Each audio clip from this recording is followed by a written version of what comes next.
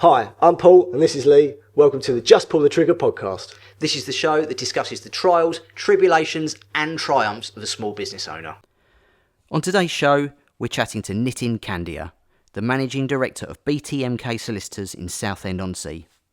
In our chat, we talk about BTMK's growth and Nitin's vision for the future of the business. We also talk about what makes Nitin tick outside the world of litigation and how he handles the stress of the job. Nitin also explains how he and BTMK are fully embracing the powers of AI and how it will change the game forever. All this to come on Just Pull the Trigger. Nitin, welcome. Hello. How you doing? Yeah, all right, thank you. Good. We're Spurs, you're Liverpool. Yep. Sunday, you going? I'm not this week, unfortunately.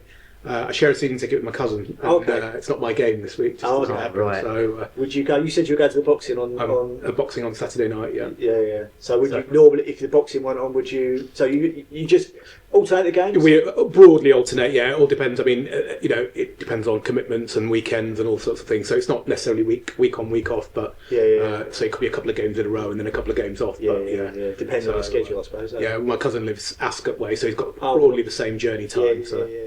It's hard whichever way you do it now. And you're happy with the season? You must be. It's been all right. Although I was told by an Arsenal fan the other day that good luck winning it this year in a season that no one cares. So that's quite interesting. Sour grapes, I think that might be. To be honest with you, I'm a Spurs fan. Yeah. I don't care this season. Yeah, although I heard an interesting stat this morning that Spurs could finish 13th, 14th, and They could finish 17th. and still end up in the Champions League. Correct. Yeah. Because if they win The Europa. League, they get into the Champions League and get something crazy like 100 million or something. You should be in the final though, really. I mean, This is Spurs, isn't it? Do you know what I mean, mate? I mean, I never guarantee anything with us. But I think he's going to get sacked even if they win. yeah. Which I'll be honest with you, I think it's the correct thing. He has got form for sacking people just before the final, hasn't he? I mean, that's their tool, isn't it? Yeah. But it is as they say, Spursy to do whatever. It wouldn't be Spurs if you didn't. No. Yeah, exactly. But yeah, thanks for coming on. No, thanks for having me. Yeah, it's been great to have you. Yeah. So if you could just maybe, obviously for the people who maybe don't know you, could just go through what exactly you do and yeah. Absolutely.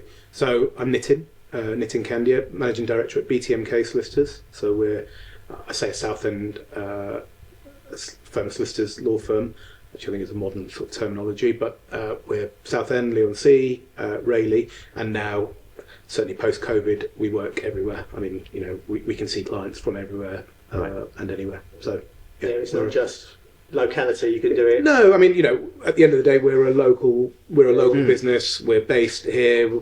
All of our people are based locally. I mean, I think the furthest that anyone travels really into our offices for work is probably Brentwood, Right. maybe slightly further afield than that, but not many further than that. So we're a local business. We're ingrained in the local community, but we have the capacity to work anywhere and everywhere. Do you have international clients or is it mainly? Yeah, some. Yeah, we've got certainly some European-based clients. Right. Mainly businesses? Or Yeah, mainly businesses, but businesses, maybe expats who've relocated. Lots, being in Essex, lots of people out in Spain and Portugal, bought properties out there, but they've still got businesses here or family here, so they need help with property or things like that. So yeah, but generally based, I would say Essex and London is our mainstay.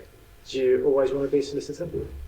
No, not really. I mean, too many American law courtroom dramas, and then you work out that working as a lawyer is nothing like that. Yeah. You watch a good few men or whatever. Yeah. So did are you originally from round here? No, I'm not. I'm actually from Warrington, Okay. in Cheshire. So hence my connection to Liverpool. Right. Which, broadly equidistant between Liverpool and Manchester, but so we were on the red side of Warrington. Yeah. Or the Liverpool side of Warrington. The right red side. Yeah, the right side. Yeah. And and then studied in Sheffield. Okay. And then I got to train to become a lawyer, you've got to get something called a training contract, and it just happened that my training contract ended up being at the firm that I'm now at. Okay. And then I worked out that my now wife, who I was seeing at university, was from Rayleigh. Oh, right. Oh, really? But We hadn't worked any of those bits and pieces out at the time I got my job. Right, okay. So Okay, so you've been a bit as BTMK for all your entire working career, 23 years now, 24 years this year. Wow. So what's the sort of general trajectory for someone in sort of law? Is that...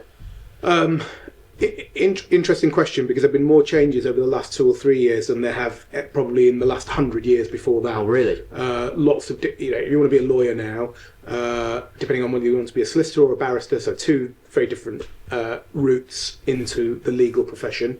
Then there are, if you want to be a solicitor, again, there are about 5 or 6 different routes to become a qualified solicitor now. Right. So, a mix of university, but you don't even have to go to university now. Really? There's no prerequisite. You can do a graduate a paralegal apprenticeship, a graduate apprenticeship. They've really opened it out in terms of the ways. Really learn on the job. Yeah, learn on the job. Yeah. Wow. Yeah. Yeah, like you said, We've got 6 apprentices at BTMK. What's the time frame on that? About 6 years. Right. Okay. Yeah, 6 to 7 years, depending on where you come into that route. In that timeline. Yeah, of course, yeah. But it's great because, going to university is, first of all, it's not for everyone. No. It's expensive. It's very expensive. Question whether what you actually learn at university helps you, in front of clients, in the courtroom, doing the job. That all of those things they're great to have on a CV, but you're probably talking about the thick end of £50,000-75,000 now. Absolutely. By the time you do a 3 or 4 year course and accommodation and living expenses, so it's a big outlay. Yeah. Compared with as an apprentice, you could be working at the same time, so you're working and learning and earning. So I think that's probably in that line of work.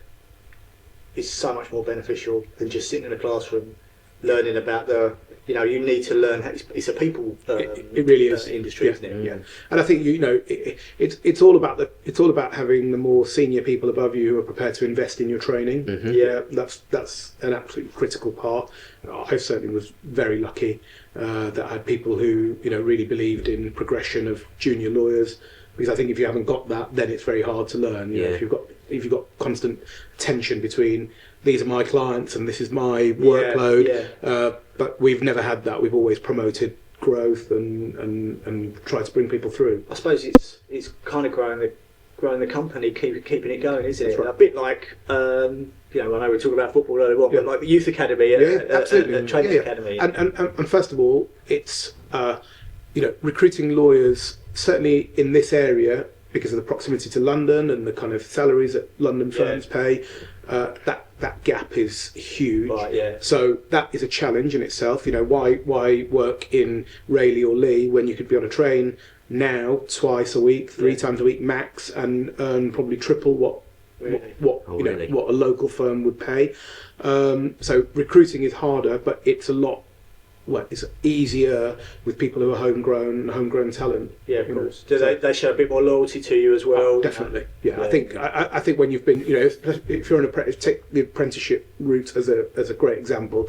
You've been somewhere for 6 or 7 years in a very, in what is still part of your growing up phase. Yeah, you're 18, 19, going into a firm of lawyers with lots of senior people around you. They've invested in your training. You can imagine how important that is to you to stay amongst that group of people, and that's what we find. We get very low turnover of staff because people like where they work. Do you see a lot of headhunting going on? Or oh yeah, and it's they recruiters can be a challenge. I mean, as good as they are, and as much as we need to use them from time to time, but they're constantly. I mean, their job is to dislodge and move people around. At the end of the day, that's their like a football agent. Like a football agent. Yeah. It's a good analogy. Actually. I never really thought about it that way. And the youth academy. Yeah, that's right. Yeah. I never really thought about that. Do you have every year? Do you go right? We're going to take on. Or every couple of years, whatever. Yeah, this amount of we try to take on a minimum of 3 per year. Right. Okay. So 3 new either trainee solicitors or apprentices, minimum of 3, because we think a business of our size needs that. If you're going to carry on growing, you be able to cope with the workloads. Obviously, you've got to take into account that there could be some what we call natural loss of people. Some people retire, some people move on. It's not the same place is not for everyone. Yeah, of course. Or people just want a different challenge. We get some people who want to go travelling. We have got a relatively young, sort of average age group. So a lot of those people do decide that actually I want to go off and leave. I want to go and travel the world, and now's the time to do it. Yeah. So maybe they've earned some money and put some money aside, or parents are funding them or whatever. But yeah, growing the team organically is really important to us. So we have always invested in that every year. Yeah, I think that'd be the best way to do it. Yeah, I mean, strange enough, I got my hair cut this week, and Matt, who we know, he said he gets a lot of people approach him in his salon and say, "Oh, I'll come and work for you." He goes, and they'll fill the chair. He goes, but actually, he goes, my role now, I see it, is bringing in new talent, and all his apprentices, they will be his workers that will fill the chair. Right, and he goes, that is just. He feels that is just a better way of doing it. So it's we've always, if you look across our firm, I mean, the number of people that we go and use the term poach from other firms, or bring in from other competitors, is few and far between. I would say 75% of our people are all homegrown, and you look at our board of directors, 12 of us in total actually. Apart from the non-solicitors, because we've got a finance director and a chief technology officer, so they sit as directors, but they're not lawyers. Yeah. But they, of those other people, I think 95% of that whole group trained and qualified at the firm, or the firms that we now are. So it's an incredible. And we use that statistic a lot, that we invest in people's career. You only need to look around the ownership group or the directorship group here to show that we're not just talking. Talking the talk, we do actually. Yeah. We mean what we say. So a lot of the talent that's coming through stays with you indefinitely. Yeah, I mean that's the aim. At the end of the day, we want good people. Yeah. We want good people that get on with us, but also people that get on with the client, because they've got a job to do. They've got a service to provide. They've got a service delivery level that they've got to maintain, but providing they hit all those metrics. And at the end of the day, our job is to make sure we recruit the right people, we think they're the right people. You then get 5 or 6 years to mould them. If in that time you haven't been able to mould them in what we know we need to provide a great service to clients, then we haven't done our job. Sometimes that is, unfortunately, there's no meeting of the minds and it doesn't work. But in the majority of cases, with the right ingredients, we feel that we can mould people into exactly what they want and give them a really fulfilling and good career at BTMK. What's like because I always thought, to be a lawyer, solicitor, you've got to go to university and then go straight into the job. What's the parameters? If I'm an 18-year-old, and I come to you and I go, I want to be a solicitor. Yeah. What are you looking at? Because obviously they haven't got they must have the basic A levels. Generally, they'd have up to A level education. Right, okay. Yeah. And then is there what are you looking for in this person? I think at that stage, I think you've got to look at where they are in their life journey. Yeah. That stage, I think you're looking for someone who's polite, professional, presentable. I think those are the three character sort of assessment. Because you've got to remember that just coming out of A levels. And I remember when I did my A levels, you're nowhere near the finished article. You think you know it all and you don't know anything. So you want someone who's the right mix of being adaptable and open to learning and taking in what they're taught. But also, you do want, we put our even our apprentices before clients at a very, very early stage. They'll be going in with senior lawyers into meetings, maybe taking notes, understanding how to run a meeting, how to handle challenging questions, how to handle emotional clients. So to begin with, they'll be coming in with us maybe for the first year, 12, 18 months. But, before too long, we are empowering our people to go and handle those meetings themselves at the right level, at the right level of complexity. We make sure that they're not dealing with something that's going to be overwhelming. So you need those basic ingredients to even make that work. Somebody who can speak well, speak nicely, speak professionally. And at the end of the day, our job is to give confidence to the client that we know what we're doing. So that person there is representing BTMK. Does it help if, because I think about myself and I think my education, my real life education started when I actually stopped playing golf. Right. And I started going to the golf club, mixing with judges, guys that worked well in the city, entrepreneurs in their own right. I was caddying for guys that, were worth a few million or whatever, I don't know. Yeah. And I was 14, 15 years old and I'm learning how to interact with these sort of people. Does that, I suppose golf and... I was about to say, it probably helps the way you play golf. It's funny how if you can hit my wife always says how people are interested in you if you can hit a ball with a stick down a mown bit of grass. Well, I mean, golf is I think it's a phenomenal education. Yeah. Life education. It's a business game. You know, I learned to play golf when I was 14, 15, Yeah. you know, and but was taken out by my cousin who was, you know, professionally as an accountant, and used to invite me to do golf days with his firm and with other clients of his. And, you know, even at a young age, 16, 17, 18, but it's a phenomenal, you know, you learn how to behave, how to be polite, yeah. and probably in an environment back then, 25, 30 years ago, which is actually far stricter than it is now. You know, you go to a lot of golf clubs now, they allow jeans and they allow, you know, relax their dress code. Those men's back bars in the day, and stuff.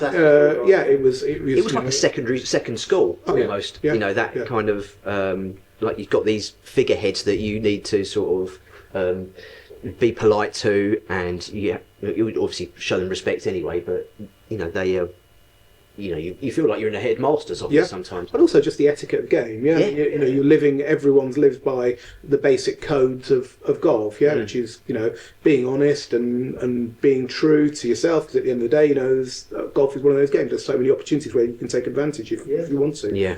So, you know, learning those rules that actually, you know, you're accountable to yourself, you're accountable to, you know, your scorecard at the end of the day. Totally. But, you know, so those kind of basics are, you know, in golf gives you that brilliant.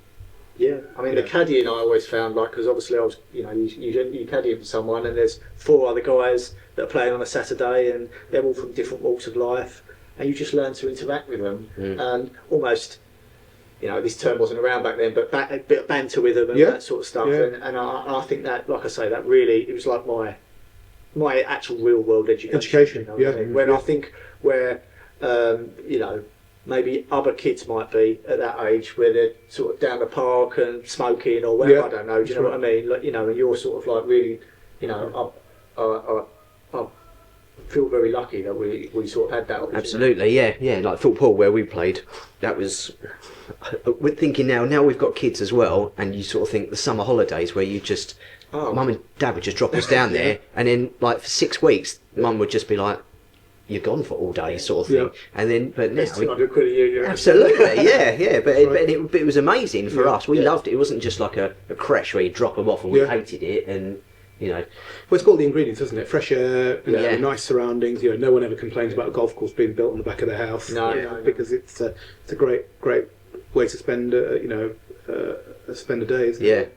Yeah. So when you were younger, did you have like, especially as a young solicitor, did you have like a mentor or someone? Yeah, a number of mentors actually. So you know, when because this was my first professional job and the only professional job I've been in really. So you know, having mentors was really important. And actually back then when I trained, and remember there were generations before or plenty of people before that who came through. But the training regime was very, very strict. You know, a bit like in a way quite similar to how golf has evolved, and it's become probably slightly more relaxed. And still with standards, the basic standards are there, but you know, it was very strict. It was very much, you know, everyone comes into work in a suit every day. And well, that's gone completely. Right, you know, you come in, you dress now for your day. You know, if you're in court, then of course you've got to wear court attire. If you've got clients, then you dress accordingly. But so many clients now we're finding want us to dress down a bit more informally because it makes them feel comfortable, right? Yeah, they don't feel that they need to put a suit on. You know, obviously being smart and being presentable is but you know, so that has been a monumental shift since, I would say, since COVID, really. I was about to say, a few years before that, maybe, but it was moving that way. And COVID accelerated everything. How did COVID actually affect your business in general? Is it still operational, or? Yes, it was. So we had a couple of. Well, I would say that. So March 20, that kind of period, when you hit middle of March.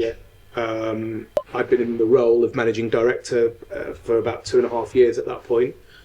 You know, obviously everyone felt that the world's going to fall off the edge of a cliff. I mean, first of all, are we even going to wake up tomorrow? But more importantly, this business that we've built and nurtured and grown, is it even going to be here? Is it going to be like the global financial crisis of 2008, 9?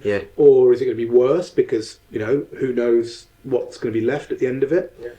But our profession obviously did survive, and it has since thrived. we had a couple of very important aspects to that. So we all had help in different ways, whether it's financial or non-financial, but we had a number of things. So first of all, lawyers were nominated, or most lawyers were nominated as key workers. Right, yeah. Okay, so in that sense, business could continue. Okay, only certain categories of people were allowed to come into the office and to not have to abide by lockdown rules. So, if, for example, if you were doing any court work, you're dealing with any family law matters, particularly involving children. If you were doing preparation of wills or powers of attorneys for elderly, vulnerable clients, things like that, then you were designated automatically as a key worker. So you could come into the office and carry on your normal day if you needed to. Obviously, we transitioned to home working in the same way that everyone did. In a bit of a panic, and it worked itself out over a period of time. We had a brilliant head of IT, now Chief Technology Officer, who managed that. Transitioned 135 people from an office environment to a home office environment, provided that it's fine with people maybe who are in their 20s to 40s, early 50s maybe, in getting their IT set up, because most people are used to a self-help kind of. But we have got a lot of members of staff who are at the other end of that age spectrum, and they needed more support and more help. So it's making sure that the right support got to the right people, because ultimately you wanted to keep people working. We needed to keep people working. Did you what sort of cases or projects had to either go to the bottom of the pile or finish? Was it like obviously housing purchases and all that sort of thing? Interestingly, so there was the housing market was a complete stop. Dead, wasn't it? They stopped viewings. They stopped. Obviously, everyone was bound by the movement of the general movement of people was stopped. Going into public places, all of that. But the housing markets, effectively, there was a moratorium put on for a couple of weeks when nothing happened. Like literally, no exchanges, things that had exchanged, the completion dates and things like that were extended. But that very quickly unravelled itself. Okay, because I think I presume the government then recognised that this can't happen. It's a new year. It's going to cripple a lot of people, and it's going to put a lot of the economy in jeopardy. So that quickly unravelled itself. Within a couple of weeks, I can't remember. I would say within a month. So it wouldn't have been back to the same levels, because obviously at that point nobody is going out actively looking for a move. So if you haven't already found a house, you haven't already exchanged on a house, and nothing new's coming through. Nothing new's coming through. So you're dealing with your current. Dealing with your current. So as a result of that, we had to use the furlough scheme to put people on furlough where it was necessary. There weren't that many of those, to be fair. Probably less than 20% of our work of our staff were furloughed, and even then for the period of time that was absolutely necessary. But then, obviously, those wheels started turning again, and then the stamp duty stimulus came in. So they suspended stamp duty, reduced the thresholds. So that then created a massive demand and a surge in the work. For that area of work. So that provided a massive financial boost for us, as it would have done for any firm doing conveyancing and residential property work. So hugely important, because it allows you to keep going. Rates were low from memory at the time, weren't they? Rates were low.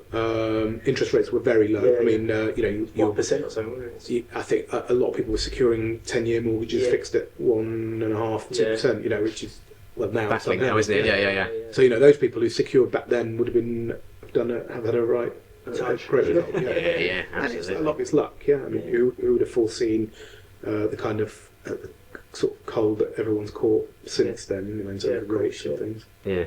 So would you say COVID it was almost a blessing in disguise?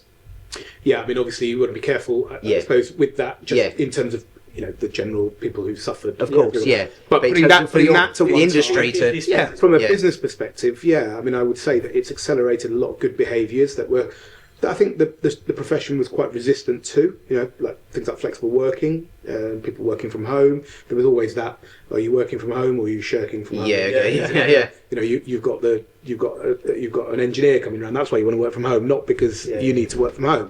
So there was always that perception, and I think that's completely switched around now, which is good. I think it's good for people generally. That's a a distant memory now. Yeah.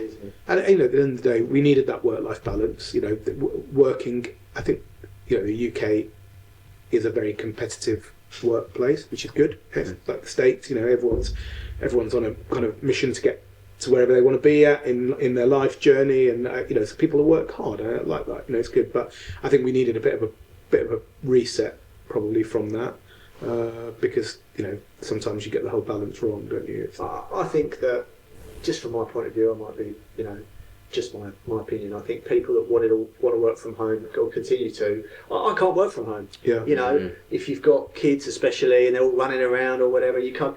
I like the work environment. I like going into the office. Yeah. So I think you probably there's a percentage of shirkers, as you put it. And then what our CTO Matt, who is still with our business, said is that, look, at the end of the day, all of this comes down to management. Yeah. People aren't going to work in the office; they're not going to work at home. It doesn't matter, and that's a management issue. It's not a personality issue for the person.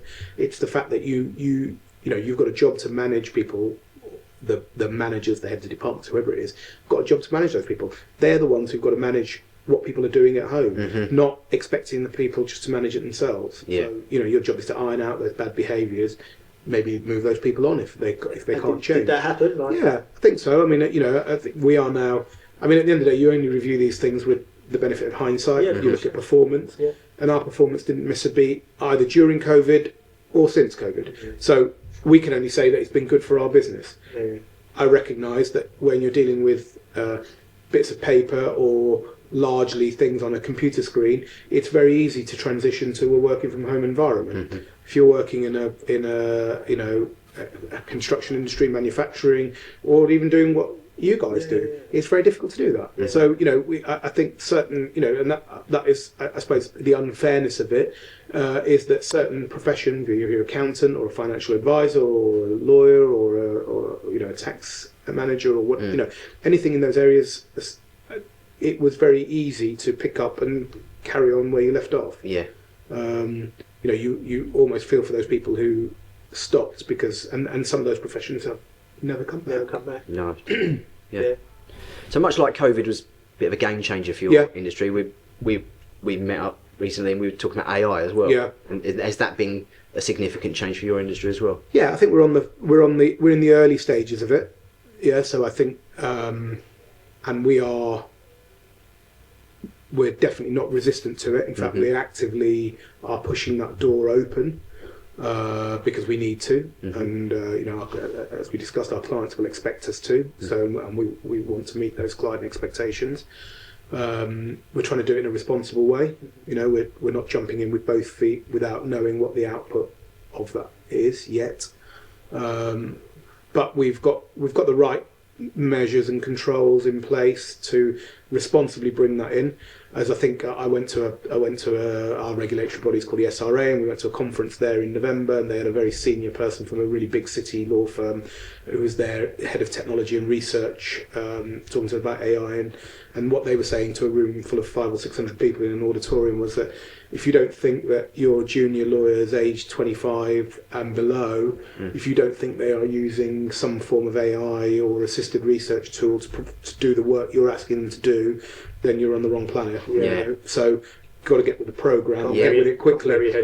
Put the right controls in place so that people know what they can and what they can't do. You don't put confidential client data into ChatGPT, for example, but give them the tools to use it responsibly. And then make sure that they tell you when they're using it, so you can maybe display a little bit of extra caution when you're looking at their work. Yeah, and is that what you would use? I mean, I'm not massively aware of other platforms, but ChatGPT would be... No, I mean, we have got specific, what I would call legal platforms. Right, okay. Yeah.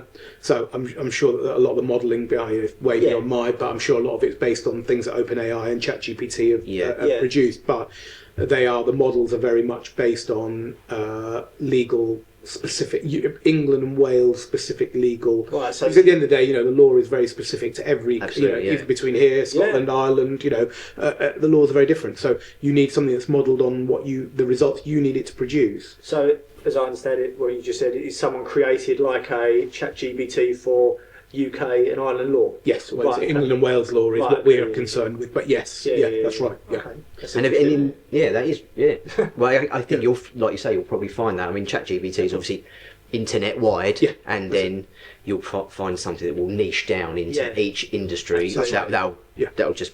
I think at this stage for us, we're not a Magic Circle City firm who've invested 150 million. Pounds, dollars, as a lot of firms have in creating their own models. Right. Possibly now only to find that actually that was not necessary because the models themselves are there, and because it's all based on data. It's all based on your what you've got in your cabinets, in your files, in your systems, etc., etc. But so we're not that firm, but we're the firm that will be the second level adopters. The second, which is that we're way ahead of probably 80% of firms, but we're not in that top 20%. Yeah.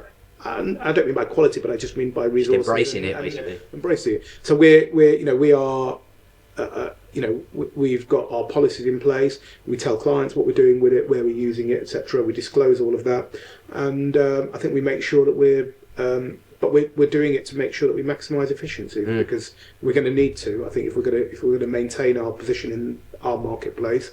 Then we're going to need to be competitive, and that means that clients are going to expect you to deliver efficiencies where you can. So even in the early days, and you using it, how have you found the results? Are they hit and miss, or are they? No, outstanding. Really? So far, yeah.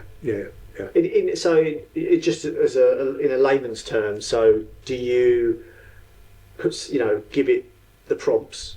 It responds with maybe the contract, and you look through the contract, make sure it's fine, and then off it goes. So you don't have to write it from scratch. That's exactly it. Right. Okay. Or I think it depends on how much. I'm not an IT a techie, but I love tech. I'm not a techie. But myself, I had a CTO, a couple of other directors who are very forward-looking, have adopted it heavily, and so there are different ways in which to use it. You've got legal specific models that will maybe compare two contracts. You put two contracts in and say, give me the differences between these two contracts. Whereas that was sit down with the two documents side by side, maybe on two screens if you're really tech savvy. And you do a comparative analysis by manually. At the end of the day, you've got to read each clause and you've got to say, well, what does that clause say and what does that clause say? Now you can run it through a model and say, you tell me, just consider these two contracts, tell me the differences between them. Pick out the big, and it will spit out a list of all of the differences. You'll then check that against it. But it will still give you probably 60-70% saving of time. Yeah, of course, Okay. Yeah. So that's like the comparative analysis is a very big area. Benefit for you and a client. Yeah, it's massive. And we're doing at the end of the day, we're adding that 30% value, which is referable to how much we as a qualified specialist lawyer will charge.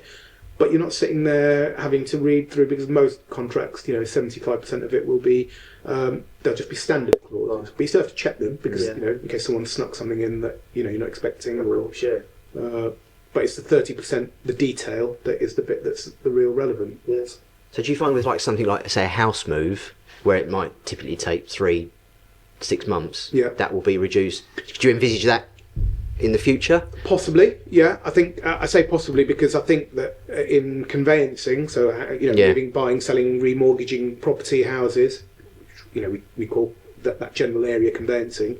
I think AI is going to have the most profound impact in that area. Yeah. Okay. But how that will be referable to time saving, I don't know yet. Yeah. Or we don't know yet. Yeah. I mean, we are the biggest property firm in the South Essex. So you only need to check the land registry statistics as to the number of properties that we BTMK deal with buying, selling, remortgaging. Yeah, I mean that's the true measure, because every time you buy or sell a property, someone's got to register it at the land registry, and you can get those statistics. We get them every quarter, and we're the biggest firm by 30% in South Essex comfortably.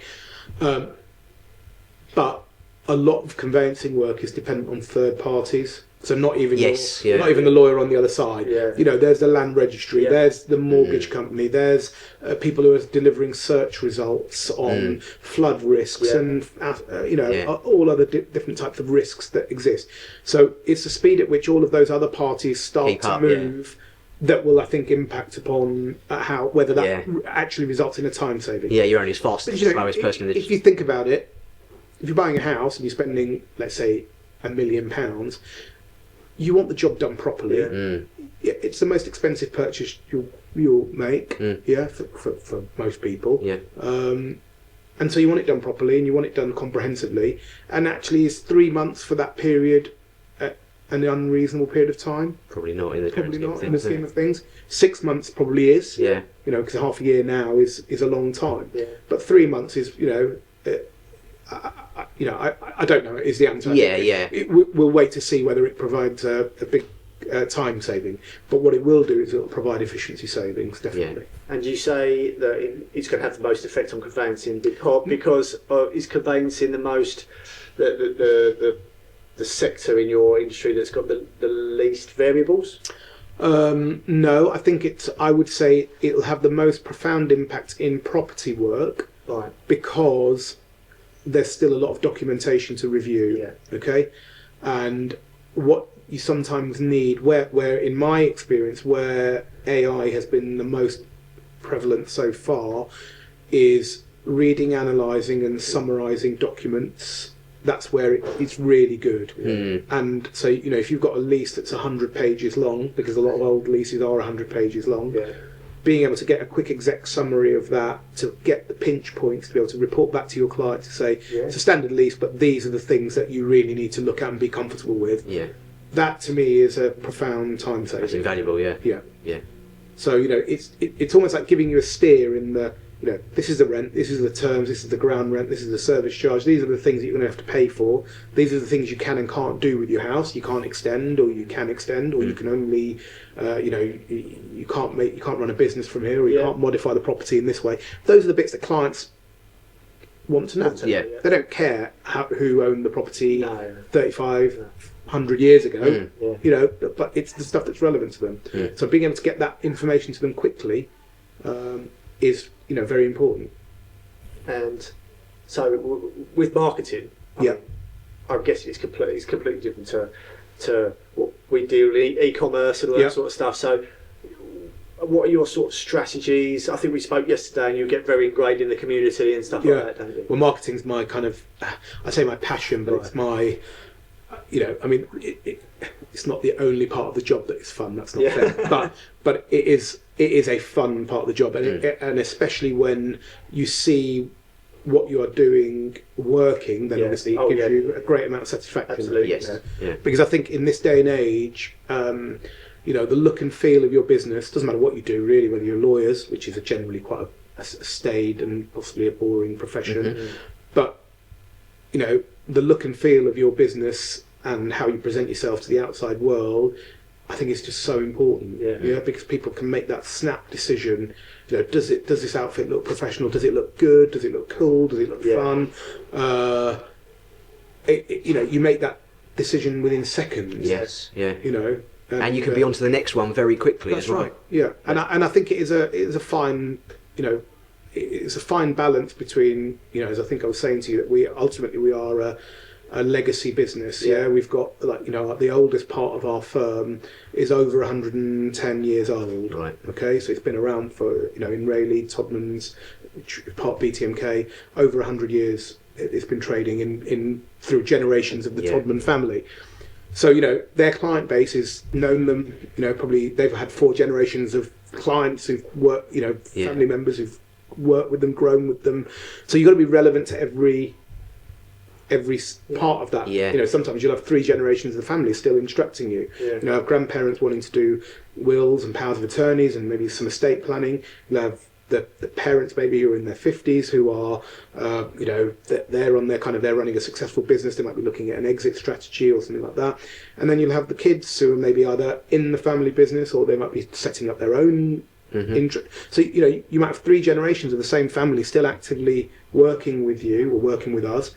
And your marketing and your material and all of the strategies you use has got to be relevant to each of them. Yeah. So you really, that's it's interesting that you say you're basically taking a historic profession that is essentially a bit boring.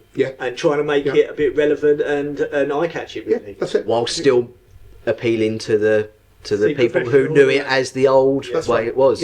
Yeah. To those people, you need to let them know that you're still who you were. That you still hold all their important documents. You've still got all of their important information. It's all safe. people that they know, and some clients really value the fact that they can come into the office and say, this is the place where I've been coming, or my family have been coming, and this business will look after me when I need to use them for whatever it is. And then, the younger generation are a lot more transient. They'll, people will go to university, maybe they'll get a group of friends where their own friends have become lawyers, so they'll think, well, actually, I don't want to use my mum and dad's firm, I want to go and make my own contacts. Well, so you want to try and make sure that doesn't, you don't lose those people. So it's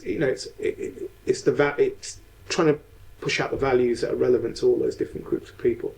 So you say you turned into the MD 2018. Well, I started working alongside the outgoing managing partner, managing director then, probably mid 2017, and then I took over the role. Took over the role myself in March 2018. How does that get decided? Is it the directors decide that, they vote, or what happens? Yeah, there's no vote as such. I mean, I'd been asked by a couple of the senior directors to say, look, is this a role that you would be interested in? Because if it is, then, well, first of all, we'd support you in that. And they were quite influential voices in the business, which is obviously good to have that. And so first of all, I think it's a case of, do you want to do this? Because back in 2018, I'd have been, well, I wasn't, I was 38. Well, when it would have been before then. And there's a bit of, not a history to it, but if you want to take on the role that I'm now in, the managing director's role, we have a management board, so you've got to kind of sit on that board and probably have a good 3-4 year lead into that, just to get a proper understanding of the nuts and bolts of the business ultimately. Because when you're in your, my background is I'm a commercial litigation and disputes lawyer, so you're in your silo when you're doing that work. You're in and out of court, you're constantly up and down to London, you're in mediations, you're in court hearings, you're in meetings with barristers, you're in meetings with experts. So you're very much in your zone of doing work. Your job is to provide great advice to clients and ultimately deliver fees. And that's what we're a business, and that's what everyone has a reason and a reason for being to do. But the management of a law firm, I think, is a completely it's a different area. It's a different mindset. You've got to lose that adversarial part of you that as a litigator you're trained to win an argument. Doesn't matter what it is, but you've got to win the argument or find some resolution to it.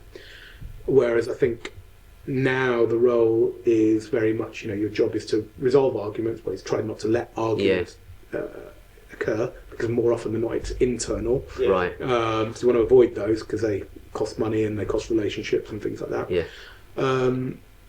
So it's a change of it's a huge change of mindset from being one to the other. And as lawyers, we're trained to be lawyers. Unfortunately, we're not given an MBA to go and or even have time to get an MBA to run a business. So did you find that transition quite easy for yourself, or was it?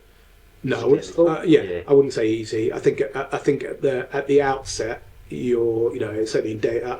First of all, I didn't help myself, so I went skiing and I broke my leg, literally as I was about to take over. So I'm sitting in a French hospital calling one of my co-directors to say, how am I going to do this now? Because I've got probably a 12-week recovery period. 6 weeks in a boot, in a cast, and surgery, and 6 weeks in a boot after that, and I'm not going to be able to climb stairs, and all of this kind of stuff that is obviously the day. You're taking over the role, and we had 3 offices then, but you need to be in the different offices. You need to be meeting people, and you couldn't do any of that. So I was given quite a lot of console to say, look, don't worry, we'll have to work around that. There's no reason why this should change our plans and what you've done, because I've stepped out of my role at that point in my department, in my team, handed that over to two excellent but new people, but different people. So they've embraced that role, they've taken on the responsibility. So effectively I'm there now as a as the person who's responsible for ultimately running the business. I think it can be. I think to begin with, it was a very lonely role. As I say, I didn't help myself because I'm having to be repositioned into a downstairs office which was a makeshift office where I could sit and work and just try and feel my way around the job a little bit.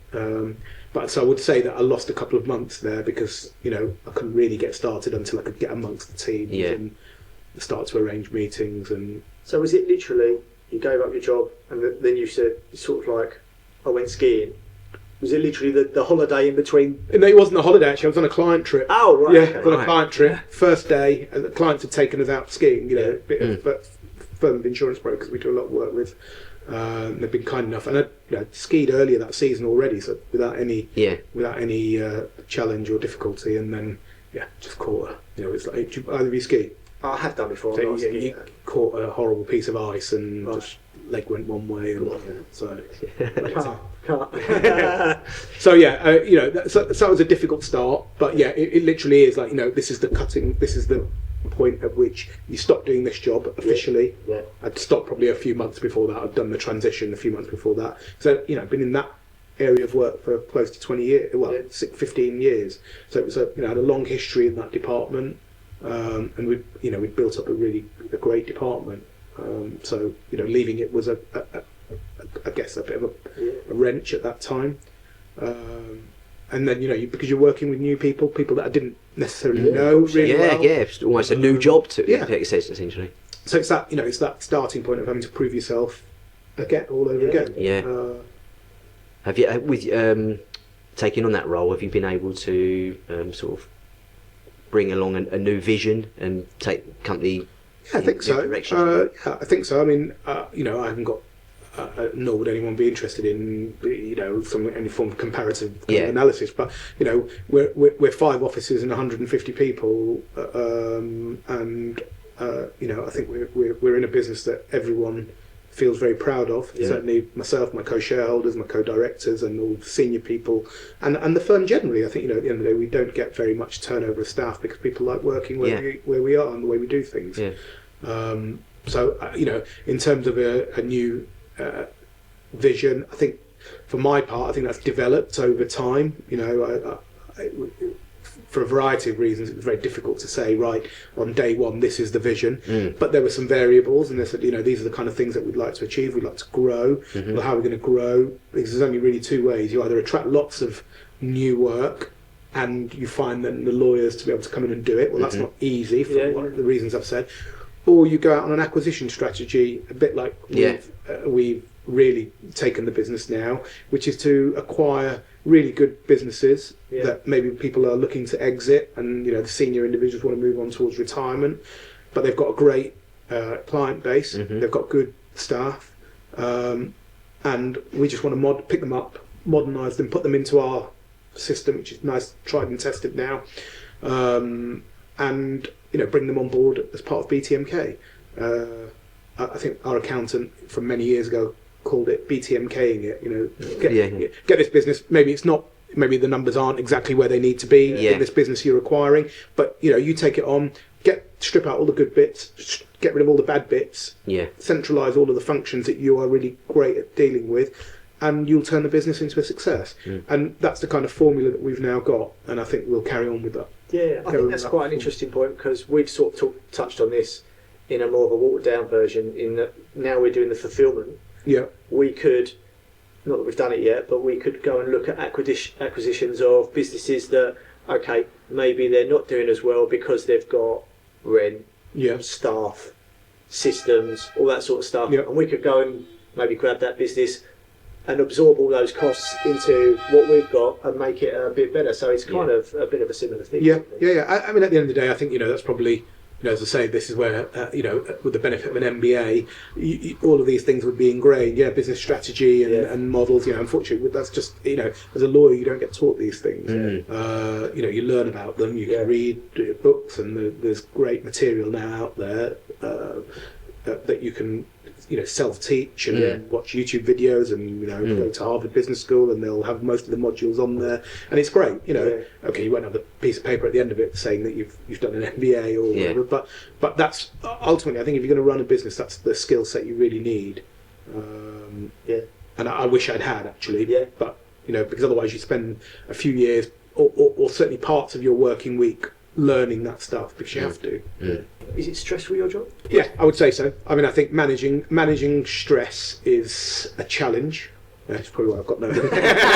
Yeah, but managing stress is a challenge. I think that's in the last couple of years, I've really had to work hard, but I've tried to really, I mean, I suppose it feeds into mental health and all that. But I think managing stress is a really important thing. So just finding things. Like, what do you do? Yeah, play golf. Yeah, play golf.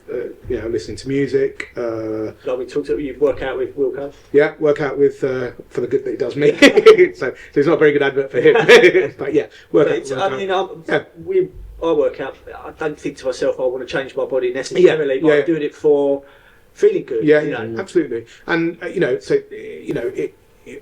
going up to Anfield is I often have people say to me, you're mad doing like 4.5 hours there, 4.5 hours back, but it's 4.5 hours in the car. I can listen to a couple of podcasts. My daughter comes up with me. I'll chat with her. I took her out of school recently to go up there because it was the last game that I knew she was going to be able to get to.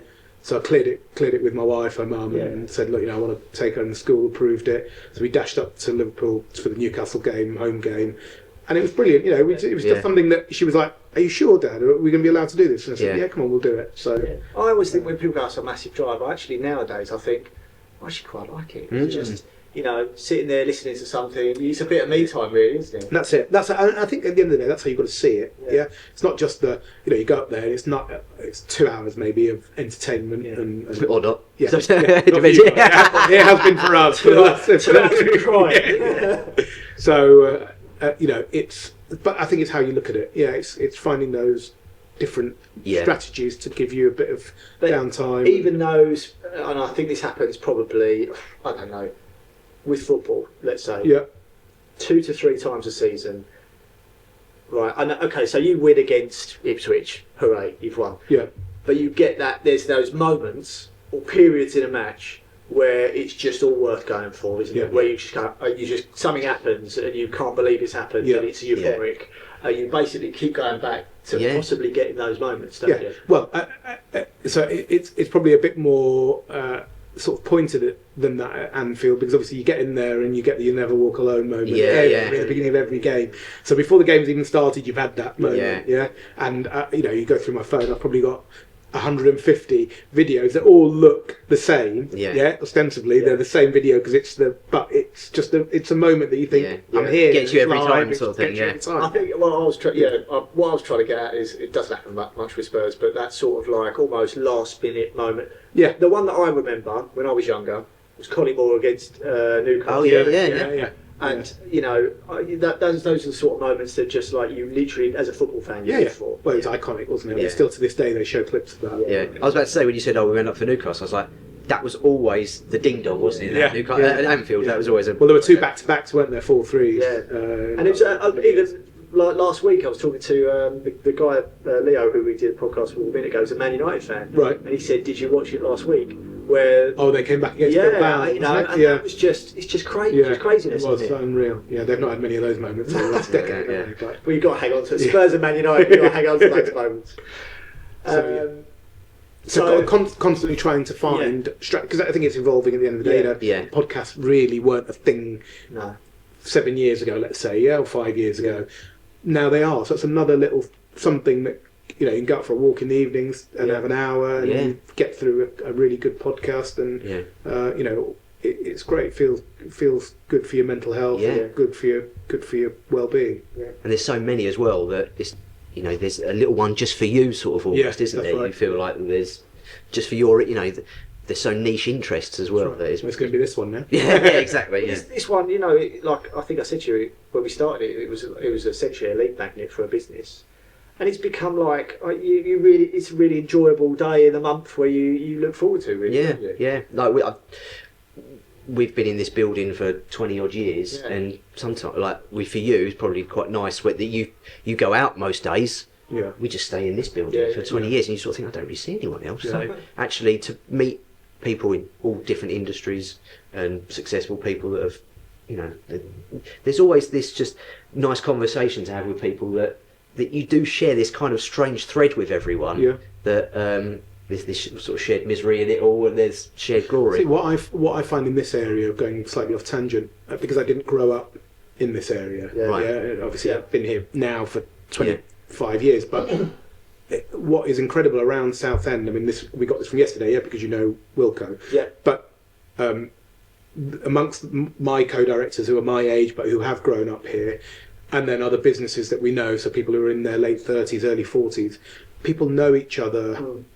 You know, have got very close circles of friends, and I don't know whether that's because of the grammar schools, you know, or the intensity of the sports clubs, and you know, all the cricket and the rugby and the football. Yeah, you know, there's so much going on here. So it's rarely we go out anywhere where there's someone in our group who doesn't know people on the next table. You know, we've got an incredible sort of the tentacles of kind of, you know, the whatever 5-6 degrees of separation, but it's, you know, we tend to go out and know people everywhere, which is great. You know, so that for me, coming into a place where I didn't know people, it's actually, you know, it's helped, because if you know some of the right people, wrong people, but you know people who have maybe played sports and been to the right schools locally, then you get to know a lot of other people. Of course, I think golf is a perfect example. You know, basically all of our friends are from Thorpe within I think I'm quite lucky.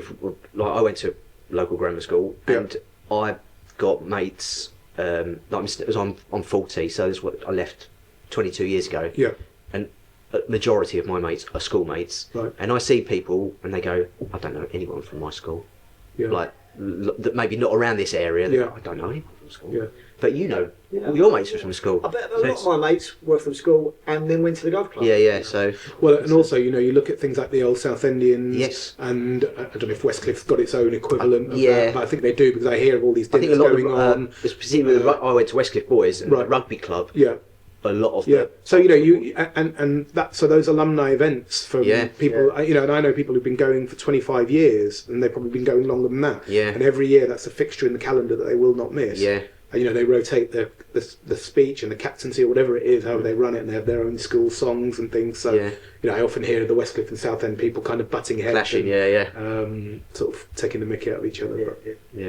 So with your role, and obviously it's changed quite a bit, was there been any moment in your sort of career where you know, just pulled the trigger moment where you thought, I've just got to do this, or where you're on the fence of something and you just thought you could have gone no or yes, and just gone, I'll just do it? Yeah, I think there's probably been a few of those moments. I think most of those have been, well, I suppose you break it down into two parts. So when I was a practicing lawyer, quote unquote practicing lawyer, I'm still a practicing lawyer, but practicing lawyer, those moments would have come when you're making a decision on telling a client whether they should accept an offer or they should go to trial, because that is generally a jumping off moment. You know, now the costs and the risks of litigation are so high that, you know, you're really being paid for that judgment call to say, take this or spin the wheel and go for it, and then you get whichever way the chips fall, you'll get. So the deal on the table might be less than the cost of the litigation. Well, the deal on the table will invariably be less than the best outcome you'll get at court. I mean, the fees of going to court. That you don't know. I suppose you've got to weigh up. Well, if you win, you might win, and get your costs, but the costs have got to be paid by the other side. Of course, There might be there might have been lots of offers made during the course of and that all has an impact on costs. So that's a slightly more nuanced question, really, about you know. But if you look at the straight down number, if you're fighting over £1 million and there's an offer on the table for £500,000. It's like, are we going to win? Because the client wants to know, what are the chances of us going to court and getting that £1 million? If they're less than, if it's less than an acceptable number, then I'd rather take the £500,000, because if you go to court, you don't get the £1 million, you get zero. Well, they get zero. Do you get clients push you back on that? Yeah, I mean, I think at the end of the day, we have that. Thankfully, we have that dual system where we have solicitors, us.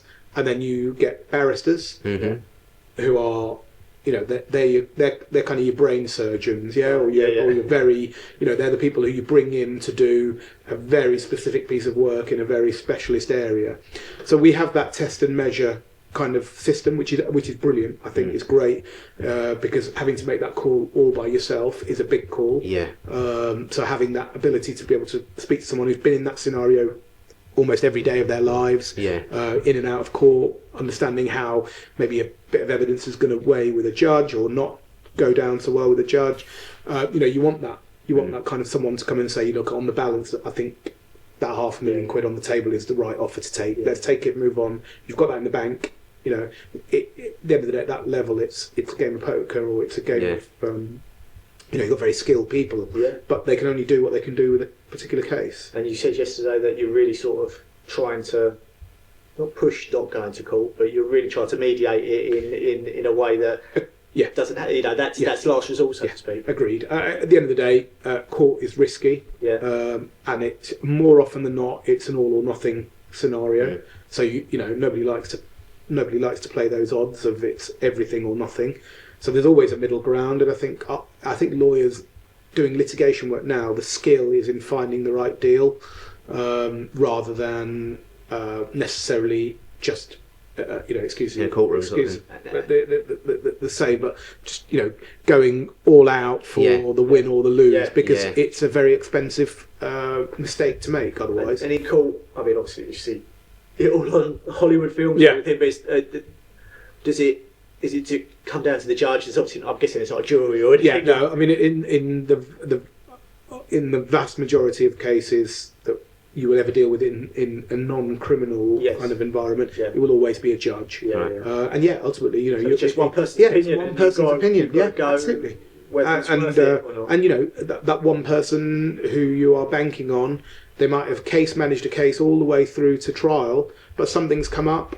Maybe another case that they've been dealing with is overran, and you've got a deputy judge come in. You know these people, and you know their personality and all that. Often, I mean, I think when if you practice locally, you'll get to know the 6, 7, 8, 9 judges who are on the circuit, and you'll know what their sensibilities are and what will work well with them and what won't. It's like going back to football when you look at the programme, it's a referee. Oh no! Exactly. That's it. So you get to know that, but then you could end up in a court that you don't know, and your opponent has that benefit because they are in that court maybe all the time, and they know the local firms are well known, for example, in that court. So all those things come into the mix, and our job is to put all of those ingredients together and then say to the client, look, I think this is the right decision to make here, or it's not the right decision to make. So. Sorry, go on. No, I was going to say, as you were talking about yesterday, I was as people progress through to like higher levels of being a solicitor, that they, some people maybe more nowadays people don't necessarily go down the partner path or anything like that. Is that for you? Is sort of success? Your view of success changed as well? Yeah, I think so. I mean, we were always. I mean, I came through in a generation where, as soon as you became a lawyer, as a solicitor, as opposed to a barrister, the primary objective is how quickly can I become partner? Right. Yeah. What's my quickest route trajectory to becoming a partner? And then once you've become a salaried partner, it's what's my quickest route from here to become an equity partner? So I'm actually owning a piece of this business, and you're not in it day to day. Have a bigger say. Yeah. Sorry. Would you not be in it day to day? No, you'd still be in it day to day at that point. But ultimately you'd get a share of the profits of the business. So but then you set the ups and the downs in equal measure. You have a poor year, you don't. Yeah, exactly. You hope that there are more ups than there are downs, but you're not a salaried individual anymore.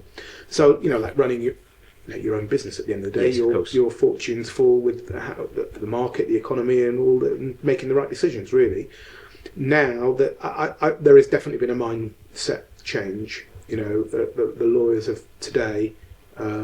Work-life balance. I think they're still very ambitious, but they're ambitious within a particular maybe cocoon. So they want to get to a certain level, but work-life balance, which is important, becomes more of a, but is very important to them. And for us, work-life balance we would say was important, but you'd have to temper that with what your ambitions are. Yes, of course. So if you had ambitions to be a partner or an equity partner or a shareholder in a business, then sometimes your work-life balance had to be sacrificed for that. You'd have to work weekends, you'd have to work evenings, you'd have to be out with clients, searching out work, getting cases, bringing cases back into the business and saying, I was out yesterday with a client very late, but we've picked up a really nice piece of work from it. golf club scenario is a great example. You know, you spend enough time in a golf club, you know, there's work everywhere. Yes. Because, you know, generally good people, business people, you know, got their own businesses. They're, you know, relatively, I would say, you know, well-to-do, well-heeled, affluent, all those things, all of those stigmas that we've all had in mind for golf clubs, but ultimately most of them are true.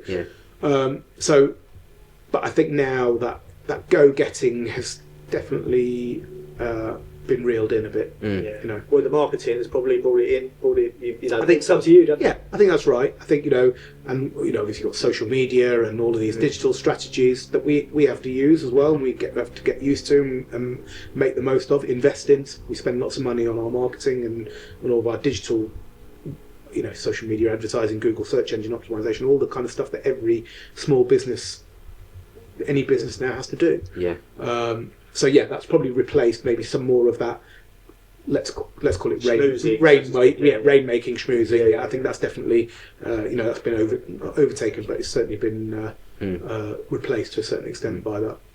And what's your future goals for, well, personally and for the company? And well, mine. I've just, for my own part, I've just committed to a further 5 years in this role as managing director. So, which is great for me because it gives me some continuity. Of course. Gives me an opportunity to build with my co-directors a new, fresh business plan for the business, because obviously you need a fresh business plan every so often. Generally every 5 years, but COVID threw a bit of a spanner in the works with that. You know, there are a couple of years of just treading water. So it gives me an opportunity to build a fresh business plan for BTMK. We've just diversified the business for the first time ever into a non-law environment. So we've started a financial services business called BTMK Financial Services. So we've got 3 excellent independent financial advisors. That's with regards to what, mortgages and stuff? No, not mortgages, but more general investments, pensions. You know, it's a traditional independent financial advisory business. Yeah, so you know, anybody who's got money to invest, or ISAs, you know, all those things that people need advice on, but not mortgages. We ourselves at BTMK Solicitors, we're not qualified to offer that advice, we're not regulated to provide that advice, but we entered into a joint venture with a very long-standing sort of experienced business. So they handle all of the risk elements, they handle all of the regulatory aspects. We've got 3 excellent independent financial advisors who've come in and joined BTMK Financial Services. So they will work hand in hand in our offices with our lawyers, because it provides that full circle of services that clients need. So, you know, for example, you've got a successful business, you do an exit, you sell your shares. What are you going to do with you end up with a lump of money. You need. Where's that going to be parked? Pardon? Where's that going to be parked? Exactly. And ultimately, you know, what's that investment going to do for me? You know, it's got to provide an income. It's got to provide retirement planning. So that's the first time we've diversified out from a legal services business. But I think we've done it in a very responsible kind of, you know, careful way. It's been a long time in the planning, but that's, you know, hopefully will come to fruition. It's in its very early stages at the moment, but it's a business that will continue to build. It will thrive and survive off, or be driven by the clients that are already in the BTMK kind of ecosystem. And in terms of going back to your original question of what the next stage is, I think, you know, at the end of the day, to leave the business in a really fit state of health when the decision comes round to what's going to happen in maybe 4.5 years' time, and what the next stage of our development will be. But, you know, in this 5 years is still a very long period of time, you know, half a decade. By comparison, it's also only 60 months. So, you know, you have to you know, it's a long period, but it's not that long. It will soon come around. It will soon come around, and you know, enough time to make a difference. Yeah, and you know, who knows? I think we've got to very carefully monitor what the impacts of AI are going to be. I think there are lots of challenging models coming into the legal services environment, which we need to be mindful of. Lots of these firms are saying, look, you know, you're a lawyer, you're very good at what you do, but you know, why are you working in this very expensive organisation that has all of these overheads and can therefore only afford to pay you X? come and work in this very modern, officeless environment. You work from your living room, but actually what we'll allow you to do is to keep X percentage of what you earn or the fees that you deliver. But you won't get any of the bells and whistles that you might get at BTMK, nice coffee machines and a receptionist and your clients being greeted and a great infrastructure. But for some people that might work. And so we've got to be mindful that we certainly don't want to lose people to that model. Yeah, of course. But our model might have to adapt to stay in touch with that. Might be somewhere in between, potentially. Because we still have, our clients still need to come into our offices.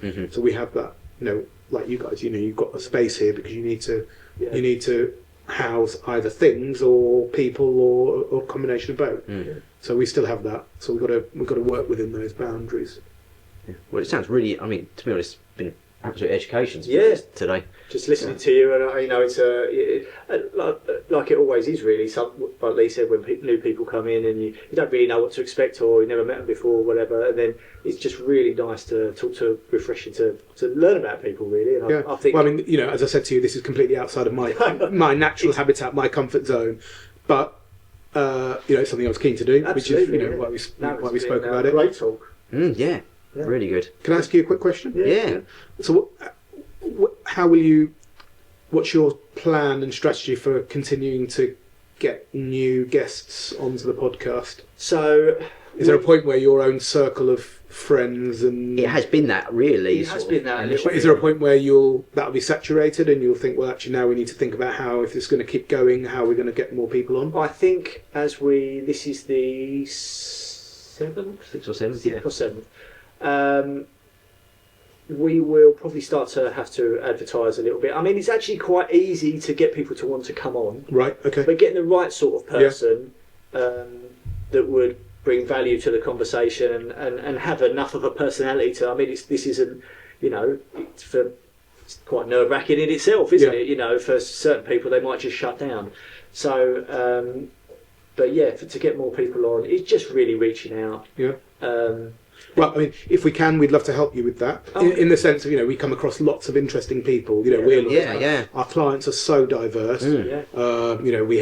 We have people in the sports industries, people in the entertainment sectors, people who are, got different worldviews on everything.